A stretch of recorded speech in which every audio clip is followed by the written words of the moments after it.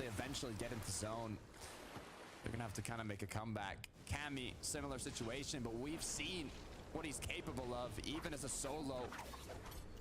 Was able to clutch so many points in one of the previous matches, as now it looks like he's put in a similar situation once again. 14 plays, not bad for Seti and Cammy to be in. But for what we know what they're capable of, I feel like this is just the start of something special if Cammy can get Seti's reboot card back on in.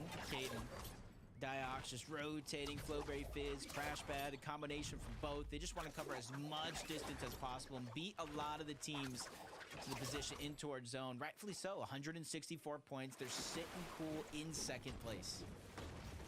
Mixon Pink. On the other hand, with a duo close by, it's CZB Nathan fighting for that combat cache. Once again, the forecast towers should have been captured by this point. And the next objective here, it's combat caches, it's Rift Island. Which one are you going for? As Mixon securing to kind of take these shots at medium range. Nothing too risky, as all he really wants is to use up the time, get that combat cache, and in the meantime, maybe even a bit of damage. Game 1 victors close behind them. Arya and Loki kind of seeing if they have any options here as both players continue to take their shots. See, they're just biding their time, waiting for the perfect moment, and CZB trying to disengage. They're going to take that as a green light. Some shots going to land, but Arian taking some shots himself, turning around, trying to reunite with his teammate, break into the box onto CZB. The damage is there. The knock comes through, but it is going to be a trade. Nathan did wonders to battle back and at least get a knock in his favor. Low-key, no choice but to try and disengage. He noticed that second team was there, and he doesn't want to bite out more than he can chew, but guess what? They're on the chase. Pings and Mixon, they want this elimination.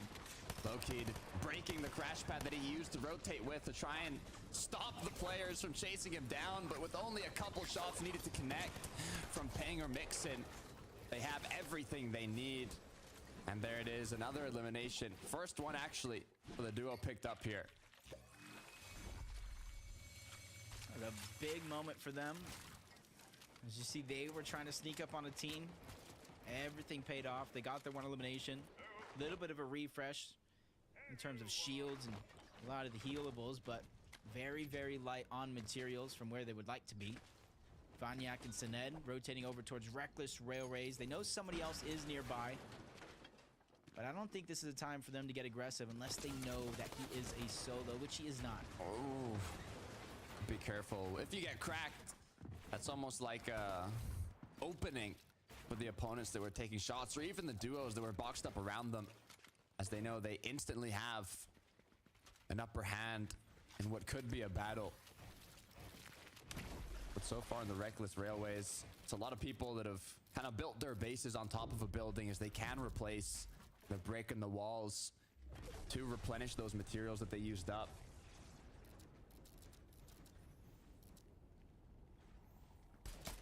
See, just looking around, they escaped one fight, trying to gather information. Everybody else gathering a lot of the loot they have from the cache. Extra heals here. So in theory, Puchik, Swizzy could trade shots for Surge without the worry of taking too much damage, because they have the extra shields right behind them from that combat cache.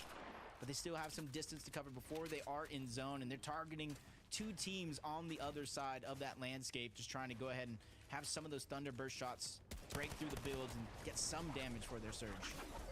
Fourth zone, 66 players up. More players are getting eliminated throughout this match as Sky forced to build up. Putrick, Swizzy do not want to lose a lot of shield or HP here, but they know that his duo partner is a bit split. Grapple Blade is going to be the savior to group them back up, as Swizzy now decides to rotate along the side here, not going directly in. They're still not inside of the zone, and they can assume that there are going to be some duos looking back at them, so they do not want to spend too much time here. But as they get closer and closer, it makes me think maybe they do want a bit of aggression. Is it just recuperating with the combat cache left over? Do they want that lock-on pistol? What is it that they're looking for? Yeah, they got their scraps stolen right there. talking about all the shields and resources that they did have left over. Putrick was luckily able to find another weapon cache that was kind of left over and scavenged to get the big pot that they need to get them both back up to 200 effective shield and HP. Sky and Scroll are going to be the ones to try to rotate first towards the right. But if you see Rift Island, where Malibuca and Mustache are positioned not too far from, zone is going to pull so far away. Maybe not in this zone, but in the next zone. That's where it typically tends to happen. So Malibuca and Mustache is very, very important here for them to gather all this intel of where players are currently positioned at. So when they make their rotation over, it's as easy as possible. Once again, we do have some duos already based up on the Rift Island, below the Rift Island, along the natural rifts that do appear. Malibuca and Mustache, though, saying we don't need rifts, we don't need launch pads, we've got our grapple blades. We can rotate on foot. As I see from afar, yeah, it's King, it's Phaser. They're up against Tayson and Veno. This is an engagement that a couple seasons ago you would have never imagined, having King and Phaser being from the Brazil region, now up in Europe. I believe they made it to the late game in the last match. They've had some troubles with Surge in the first couple. Have they learned from their mistakes? Have they been able to adapt is the question here. And that's something that I'm kind of eyeing the rest of this game, because you don't want to be down on Surge next to Veno and Tayson, really having no other option to try to go in the box. Zone's going to close. Going drastically across the map yet again. Not too much of a worry for the players positioned on top of Loot Island. But for everybody else that has to make the rotation, it's almost better sooner rather than later. But timing has to be perfect. You go too soon, you become a focus. You go too late, you get held out. So a lot of these teams, they're already on the clock. We talked about the Rift Island earlier on, but it's now the close, or the zone begins closing. It's going to push them out as Vidil's trying to kind of get as many materials as possible, make use of the time he has here. See if he can even find a bit of loot that's been left over. Only 2 duos here, some below. Meanwhile, the duo's already boxed up in zone. Do know that rotates are going to come through. Might even use that as an opportunity to take shots on them. For Shakoth and Skydune, though, they're focused on positioning. Yeah, and I'm looking at the map right now, and positioning is going to be important, because we have the probability of it continuing to move over towards the east side, and we've seen so many different mountain ranges, some big, some small, some gigantic even, that players are going to have to traverse through. And if you don't plan accordingly, you will run out of materials and builds, and that's when things will become a nightmare. Skydune, Shaco's 86 above the damage threshold. It's enough for them to feel comfortable now, but in the back of their mind, they're worried about where they're going to get their shots off at. We are in the 5th zone. The cutoff will end at 60 players. Just 4 need to be eliminated. But Vanille and Reason, they're not worried about that. Directly into their opponent's box. Unable to find him, though. 13 above as Sined continues to fly away, to run towards the zone.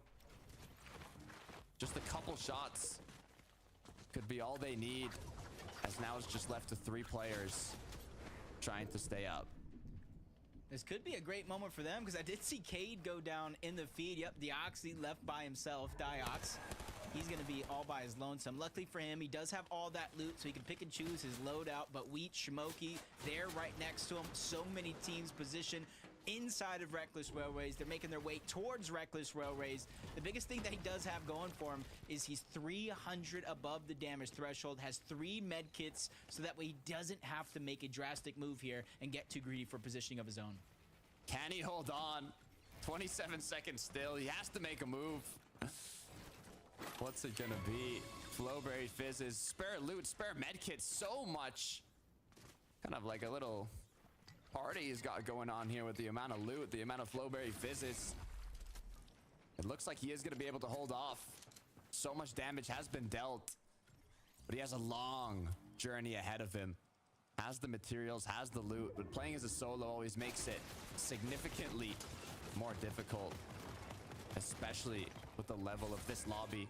TD Misha, pressure's on them now. They are above the threshold, but with the shots coming through, all it's going to take is for them to get cracked, and the shots will continue. Reason Just goes in, takes down Diox. And I was gonna say it's a blessing for him in this situation because heal-offs haven't really been too much of a thing to worry about here throughout the first couple of games. But who cares about a heal-off when you got Vidil and Reason that kind of charges into your box and they know you're solo. 4 more points for them. Positioning, moving so much closer to those placement points coming in. There's only 4 more teams need to go down before all those placement points begin to trickle in. Lennox, Moni, 71 below, splitting up the shields, making sure they've got 100 effective HP and shield before they do anything risky. They could be forced to here. You can see they're preparing something. Is it a pre-edit? Is it a double pickaxe? It looks like they're going for a pre-edit here, trying to get in onto the Buell, but he's ready for it. He has the peak. Can he connect the shot? It connects. 17 shield left on Linux now. As the Storm Surge keeps ticking, so does the damage. It's going to be Pixel and his duo partner who capitalized on the aggression. Yeah, that was great damage they were able to land, but they were just so far below the threshold. It just simply wasn't going to be enough. Dexy Eclipse, we've seen them survive already throughout the day, and what a tough situation it was. And now they're rewarded with the first sense of that high ground, but we've talked about being too early. This is the earliest I've ever seen a team kind of build and expend mats to try to get it. 7th zone. You know they're going to have to rotate and give that up if they want a chance to get in zone. King, 1 elim on the board, but it's still going to put them below by 33 damage. They have spare loot. They have the flow berries, the med kits. There's 52 players up here in the 7th zone.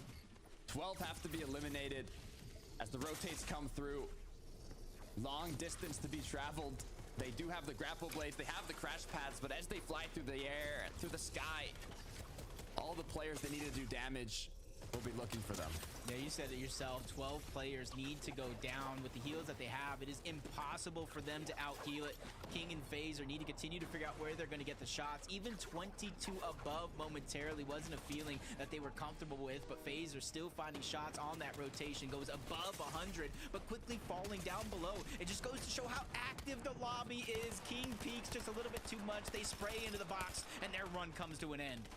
Both players gone down. If you get cracked while Storm Surge is active, pressure is on you. You need to get out of that situation as everybody will begin focusing you.